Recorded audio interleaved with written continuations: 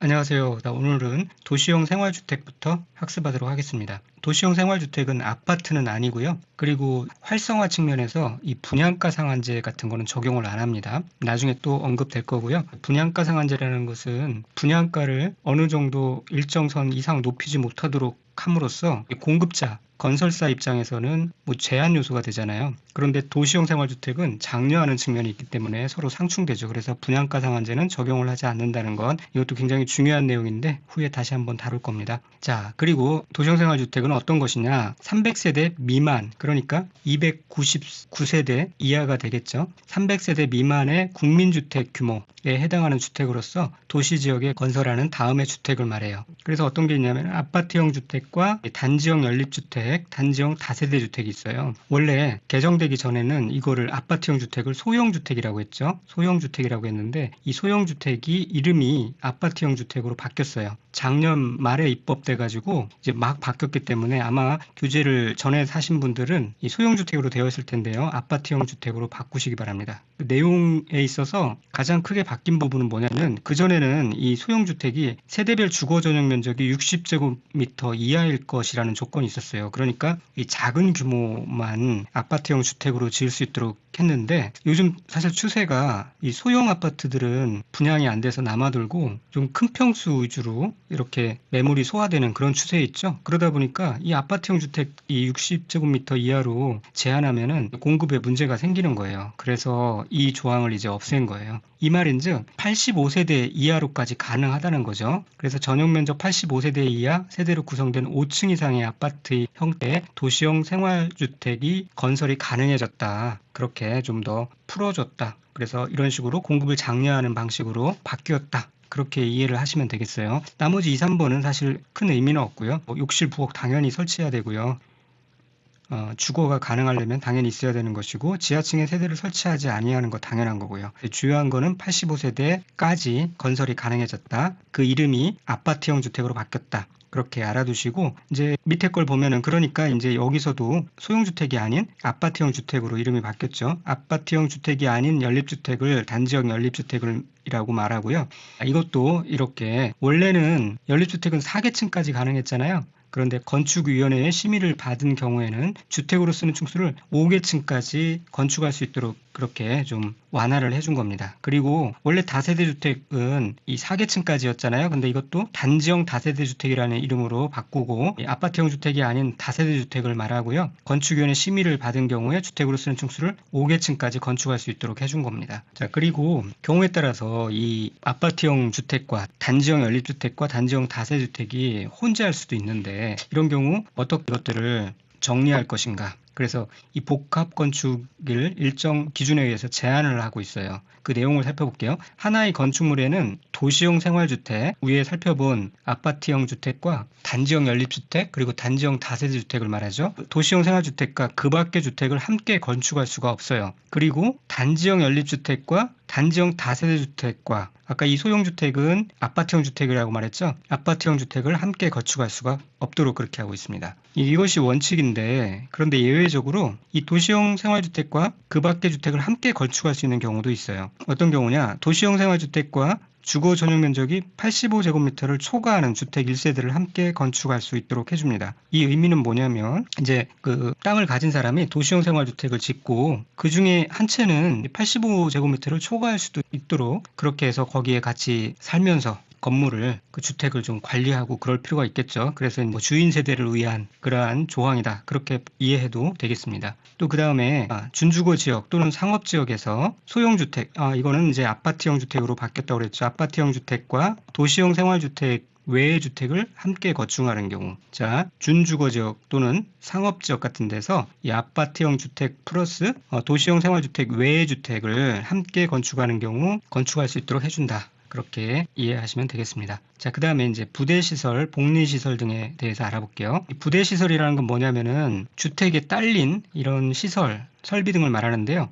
뭔가 딸린, 덧붙인 그런 거잖아요. 그래서 여기서 키워드는 이 딸린이라고 생각하시면 돼요. 주택에 이 딸린 다음에 시설. 주택에 딸린 주차장, 관리사무소, 담장, 주택 단지 안에 도로 맞죠? 얘기가 되죠. 주택에 딸린 건축 설비, 그 다음에 보안 등 대문, 경비실, 자전거 보관소 다 주택에 딸린 겁니다. 안내 표지판, 공중화장실, 저수시설, 쓰레기 수거 및 처리시설, 소방시설, 정화조, 냉난방 공급시설 및 방범설비 다 주택에 딸린 시설입니다. 그런 것들을 부대시설이라고 하고요. 이 복리시설은 뭐냐면은 말 그대로 입주자 등의 생활 복리를 위한 시설이에요. 그러다 보니까 느낌상 이 복리는 뭐냐면은 사람들이 북적북적하죠. 이 어떤 그런 편의들을 누리기 위해서 사람들이 그 안에서 복리를 누리는 그러한 느낌의 그런 시설들을 말합니다. 그러니까 어린이 놀이터, 근린생활시설, 유치원, 주민운동시설, 경로당 이런 것들 다 사람들이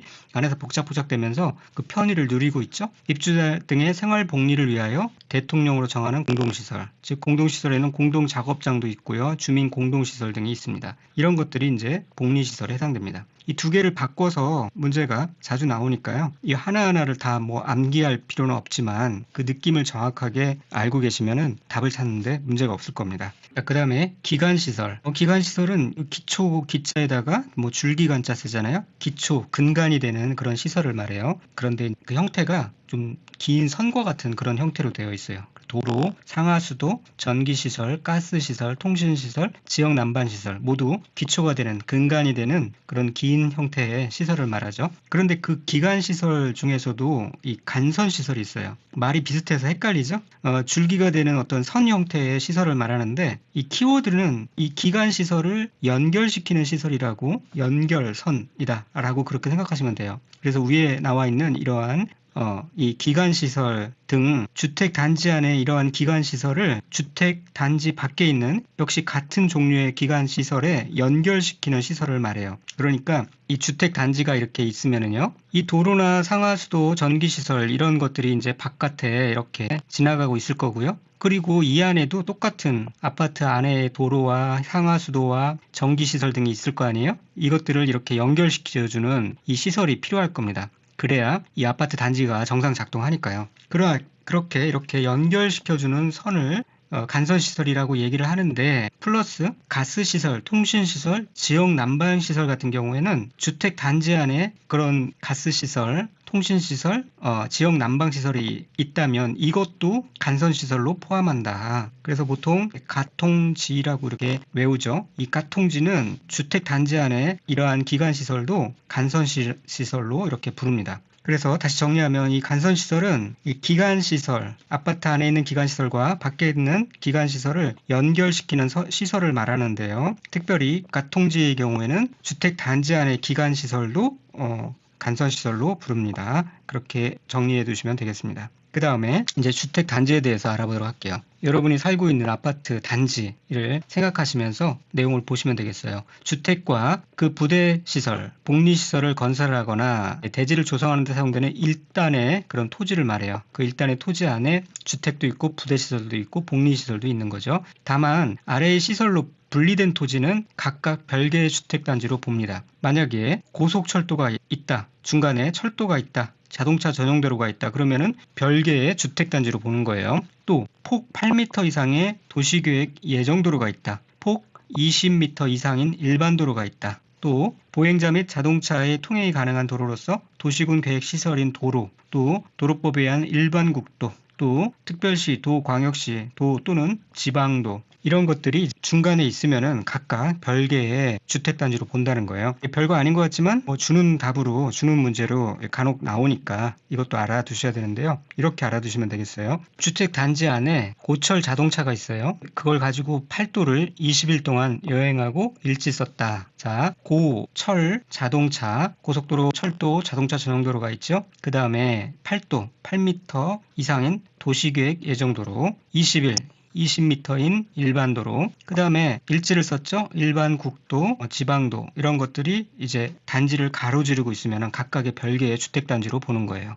그렇게 알아두시고요. 그 다음에 이제 공공택지에 대해서 알아보도록 하겠습니다. 공공사업에 의해서 개발 조성되는 공동주택이 건설되는 용지를 공공택지라고 합니다. 어떤 것들이 있냐면 국민주택 건설 또는 대지조성사업, 택지개발사업, 산업단지 개발사업 이런 공공사업에서 개발 조성되는 공공주택이 건설되는 용지를 공공택지라고 하고요. 그 다음에 공공주택 구조조성사업, 도시개발사업, 경제 자유구역 개발사업, 혁신도시 개발사업, 행정중심 복합도시 건설사업. 자, 이걸 다 암기할 필요는 없고요. 뭔가 공적인 느낌이 나잖아요. 이러한 공공사업에 의해서 개발 조성되는 공동주택이 건설되는 용지를 공공택지라고 한다. 그런 정도만 알아두시면 되고, 그 다음에 리모델링에 대해서 알아보도록 하겠습니다. 리모델링이라는 것은 건축물의 노후화 억제, 기능 향상 등을 위해서 하는 것인데요. 이런 것들을, 이 밑에 있는 내용들을 이제 리모델링이라고 합니다. 자, 첫 번째로는 대수선이 리모델링에 해당돼요. 그리고 대수선은 사용 검사일부터 10년이 경과할 때 대수선을 할 수가 있습니다.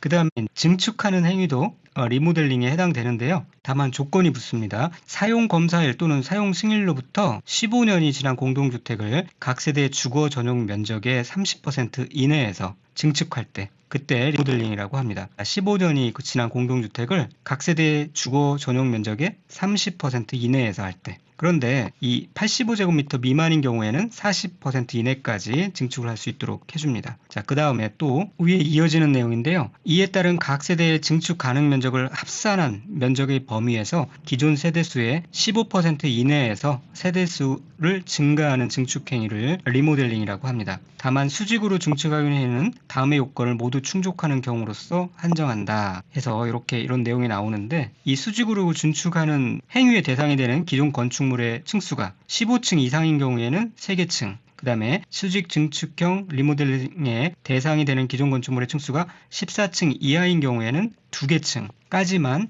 증축이 가능합니다. 그리고 수직 증축형 리모델링의 대상이 되는 기존 건축물의 신축 당시 구조도를 보유하고 있어야 됩니다. 그래서 여기서 숫자들이 막 나오죠. 네, 그 중에서도 이 15라는 숫자가 많이 나옵니다. 15년이 지날 것, 15% 이내에서, 그 다음에 15층 이상인 경우 이렇게 15년이 많이 나오는데, 그 중에서 이제 시험에 자주 나오는 것들이 이런 것들입니다. 15층 이상인 경우는 3개층까지, 14층 이하인 경우에는 2개층까지 가능하다는 것. 그래서 153 볼펜, 자매품 142 볼펜, 뭐 그렇게 외워두세요. 153 볼펜. 자, 그런데 내용이 좀 헷갈릴 수 있을 거예요. 다시 한번 좀 쉽게 정리를 하면은 이렇습니다. 사용 검사일 대수선은 간단하고요. 그 다음에 2번, 3번에 대해 설명을 드리면, 사용 검사일 또는 사용 승인일로부터 15년이 지난 공동주택에 대해서 자, 이렇게 리모델링 조건이 주어지는데, 각 세대 기준으로 보면은 전용 면적의 30% 이내 혹은 85제곱미터 미만인 경우는 40% 이내에서 증축이 가능하다는 거예요. 그리고 이거를 전체 세대수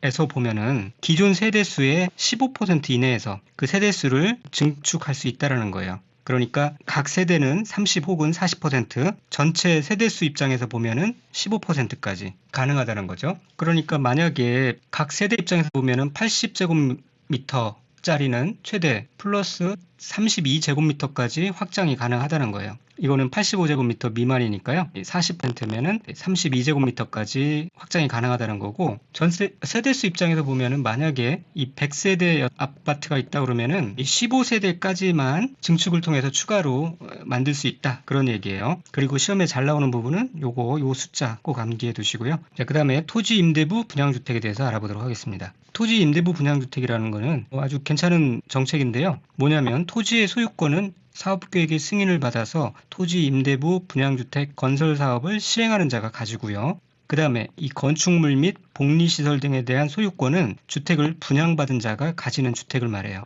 그러니까 이렇게 구분되는데, 토지의 소유권은 시행하는 자가 갖는다. 그리고 건축물, 거기에 복리시설까지 포함됩니다. 복리시설 등에 대한 소유권은 주택을 분양받은 자가 가진다. 그래서 반값 아파트가 되는 거죠. 굳이 뭐 이렇게 토지까지 소유할 필요가 없는 상황에서는 그 주택에 안에서는 내 소유로 하고 생활할 수 있으니까 서로 좋은 거죠. 그래서 이 건축물과 복리시설을 어떻게 처리를 하냐면, 건축물의 전유 부분에 대한 구분 소유권은 이를 분양받은 자가 가져요. 그런데 건축물의 공용 부분, 부속 건물 및 복리시설은 분양받은 자들이 공유하는 그런 시스템으로 진행됩니다. 그 다음에 에너지 절약형 친환경 주택이 있고, 건강 친화형 주택이 있고, 장수명 주택이란 게 있는데, 이거는 중요한 건 아니고요. 혹시나 하니까 나중에 시간 나실 때 이런 키워드만 암기해 두시면 되겠습니다. 에너지 절약형 친환경 주택은 이산화탄소 배출량을 저감할 수 있도록 건설된 주택이에요. 그 다음에 건강 친화형 주택은 실내 공기의 오염 물질을 최소화할 수 있도록, 장수명 주택은 내부 구조를 쉽게 변경할 구성할 수 있는 가변성과 수리 용이성이 우수한 주택을 말해요. 그래서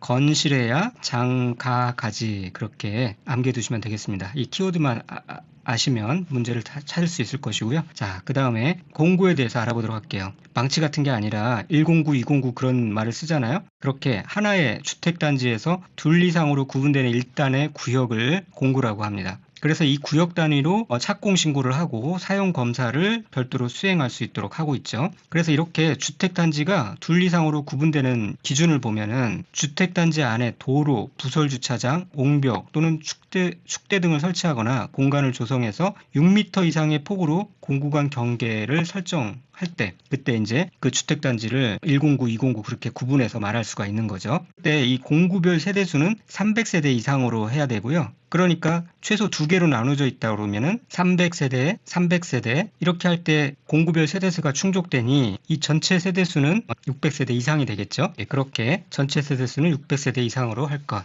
그렇게 이해하시면 되겠습니다. 자, 그러면 여기까지 문제를 풀어보도록 할게요. 자, 785번 주택이란 세대의 구성원이 장기간 독립된 주거 생활을 할 수 있는 구조로 된 건축물의 전부 또는 일부를 말하며 그 부속 토지는 제외하는 게 아니라 포함하였죠. 부속 토지를 포함하였습니다. 다세대 주택은 공동주택에 포함되죠. 다세대 주택은 공동주택에 포함됩니다. 그래서 동, 아, 연, 세대 그렇게 알아두시면 되고 이 기숙사 등은 포함되지 않는다라고 얘기했죠. 기숙사는 포함되지 않습니다. 건축법에서는 포함되는데 주택법에서는 기숙사를 주택으로 쳐주지 않는 거죠. 세대 구분형 공동주택이란 공동주택의 주택 내부의 공간을 세대별로 구분해서 생활이 가능한 구조로 맞죠? 그런데 그 구분된 공간의 일부를 구분 소유할 수 있는 주택이다? 아니죠. 구분 소유할 수 없다고 그랬어요. 이런 경우 이제 실수할 수 있죠. 여기까지만 보면은 문제가 없으니 맞는 걸로 생각해서 섣부르게 맞는 것으로 체크할 수 있는데 끝에 구분 소유할 수 있는 여기까지 잘 보고 체크를 하셔야 됩니다. 자, 주택법령상 공동주택관리법에 따른 행위의 허가를 받거나 신고를 하고 설치하는 공동주택이 충족해야 할 요건에 해당되는 것은 이 내용을 보면은 행위의 허가를 받거나 신고를 하고 설치한다. 여기서 키워드 설치하는 것이 눈에 띄어야 됩니다. 그러니까 만들어진 집을 후에 허가를 받거나 신고를 하고 나서 세대 구분형으로 만드는 거예요. 그 내용을 먼저 파악을 하시고 지문을 보셔야 됩니다. 하나의 세대가 통합하여 사용할 수 있도록 세대 간의 연결문 또는 경량 구조의 경계벽을 설치할 것. 이후에 설치하는 거에는 이런 내용이 없었어요. 이 내용은 요 앞에 있었죠. 건설하는 처음에 건설할 때 그렇게 하라 그랬고요. 나머지 볼게요. 구분된 공간의 세대수는 기존 세대수를 포함하여 2세대 이하일 것. 그런 내용이 있었고요. 세대별로 구분된 각각의 공간마다 별도의 욕실 부엌과 구분 출입문을 설치할 것. 자, 출입문이었죠? 현관이 아니라 출입문이었습니다. 맞고요. 구조, 화재, 소방 및 피난 안전 등 관계 법령에서 정하는 안전 기준을 충족할 것.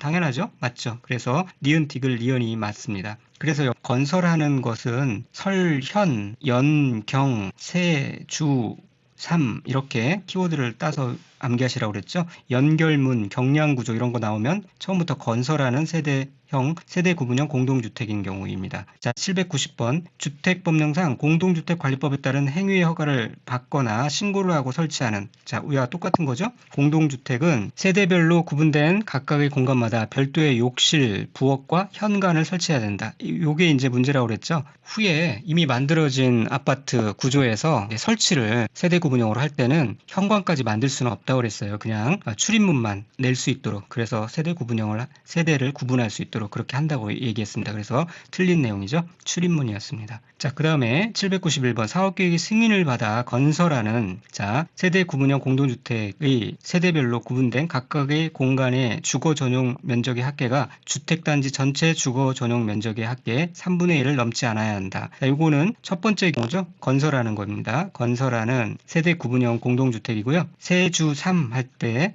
요거였죠. 세대별로 구분된 각각의 공간의 주거 전용 면적 합계가 해당 주택단지 전체 주거 전용 면적 합계의 3분의 1을 넘지 않아야 합니다. 맞는 내용이고요. 주택법령상 공동주택관리법에 따른 행위의 허가를 받거나 신고를 하고 설치하는 공동주택은 세대수가 해당 주택단지 안에 공동주택 전체 세대수의 3분의 1을 넘지 않아야 한다. 자, 이 내용은 설치가 아니라 건설하는 세대 구분형 공동주택이었죠. 세대 구분형 공동주택의 세대수가 해당 주택 주택단지 안에 공동주택 전체 세대수의 3분의 1 넘지 않을 것. 그래서 이건 틀린 내용이에요. 자, 지금까지만 봐도 이 둘을 서로 계속 바꿔가지고 문제를 내죠. 서로 이렇게 바꿔가지고 문제를 내요. 두 개의 완전한 구분이 필요한데 전체 내용을 다 외우는 것보다 이 내용을 완전하게 숙지를 하면 이게 아닌 거는 설치니까 그렇게 문제를 대하는 것이 더 효율적이겠죠. 문제 계속 이런 식으로 나오니까 꼭 암기해 두시기 바라고요. 작년에도 나왔고 또 올해도 나올 수 있습니다. 그 다음에 793번 주택법령상 용어의 정의에 따를 때 주택에 해당하지 않는 것을 모두 골라라. 자, 이 공간 그리고 기숙사 이런 거 해당되지 않는다고 말씀드렸고요. 오피스텔도 준주택입니다. 주택은 아니에요. 준주택이에요. 주택에 준하는 그런 시설을 말합니다. 그래서 니은, 미음이 해당되겠고요. 자, 같은 내용이고 이 준주택의 개념을 묻는 질문이죠. 주는 기호 단호를 입는다고 그랬어요. 이 다중생활시설은 준주택에 해당되죠. 해당되지 않는다고 그랬으니까 틀렸고요. 주택 도시기금으로 자금 지원을 받아서 건설되는 1세대당 주거 전용 면적 84제곱미터인 주택은 국민주택에 해당된다. 자금 지원을 받는 것도 85제곱미터 이하이면 국민주택에 해당된다고 그랬죠. 이 자금 지원을 받아 건설되거나 개량되는 주택도 해당됩니다. 797번 다세대 주택의 경우 주거 전용 면적은 건축물의 바닥 면적에서 지하층 면적을 제외한 면적으로 한다. 자, 이 문제는 중요한 내용도 아니면서 되게 애매하게 나온 문제인데요. 주의 깊게 볼 필요는 없고 그냥 간단하게 보시면 되는데 이 내용에 관련된 내용입니다. 이거 설명할 때도 건너뛴 부분이기도 하죠. 이 주거 전용 면적은 지하층에도 만약에 세대가 있다면 주거 전용 면적으로 합산이 되고요. 지상층에 있는 바닥 면적이 전부 다 또 주거 전용 면적으로 들어가는 것도 아니죠. 그런데 이 지문에서는 단지 보면은 건축물의 모든 바닥 면적에서 지하층 면적을 제외하면은 그게 다 주거 전용 면적인 것처럼 그렇게 얘기를 하고 있기 때문에 틀린 내용입니다. 797번 같은 경우는 그냥 넘어가도 되겠고요. 그 다음에 798번 아파트의 경우 복도, 계단 등 아파트의 지상층에 있는 공용 면적은 주거 전용 면적에 포함된다. 복도나 계단 같은 경우는 해당되지 않죠. 주거 전용 면적이라는 건 말 그대로 주거의 용도로만 쓰이는 면적을 말합니다. 지방자치단체의 재정으로부터 자금을 지원받아 건설되는 주택이 국민주택에 해당하려면 자금의 50% 이상을 지방자치단체로부터 지원받아야 된다. 그런 내용은 없었죠. 그냥 국가, 지방자치단체의 재정 또는 주택도시기금으로부터 자금 지원을 받아 건설되거나 개량되는 주택이 국민주택에 해당된다라고 얘기를 하고 있습니다. 그래서 틀린 내용이고요. 민영주택은 국민주택을 제외한 주택을 말하고요. 민영주택이라도 국민주택 규모 이하로 건축되는 경우 국민주택에 해당된다? 아니죠. 민영주택은 그 개념이 국민주택을 제외한 주택을 다 민영주택이라고 얘기한다고 했습니다. 그러니까 민영주택은 민영주택이고 국민주택은 국민주택인 거지 이 민영주택 속에 평형에 따라서 국민주택이 포함되는 게 아닙니다. 자, 그 다음에 한국토지주택공사가 수도권에 건설한 주거 면적 1세대당 80제곱미터인 아파트는 국민주택에 해당된다. 맞죠? 국지토지가 건설하는 주택은 85제곱미터 이하라면 국민주택에 해당됩니다. 주택법령상 도시적 생활주택으로서 이 소형주택이 이제 이름이 바뀌었다고 그랬고요. 아파트형 주택으로 바뀌었으니까 그렇게 아시고 요건에 해당하려면 다음의 요건에 해당돼야 한다. OX는 세대별 주거 전용 면적 60제곱미터 이하일 것. 이 기준은 없어졌다라고 했죠. 독립된 주거가 가능하도록 욕실 부엌이 설치돼야 되고요. 지하층에는 세대를 설치하지 않아야 됩니다. 300세대인 국민주택 규모의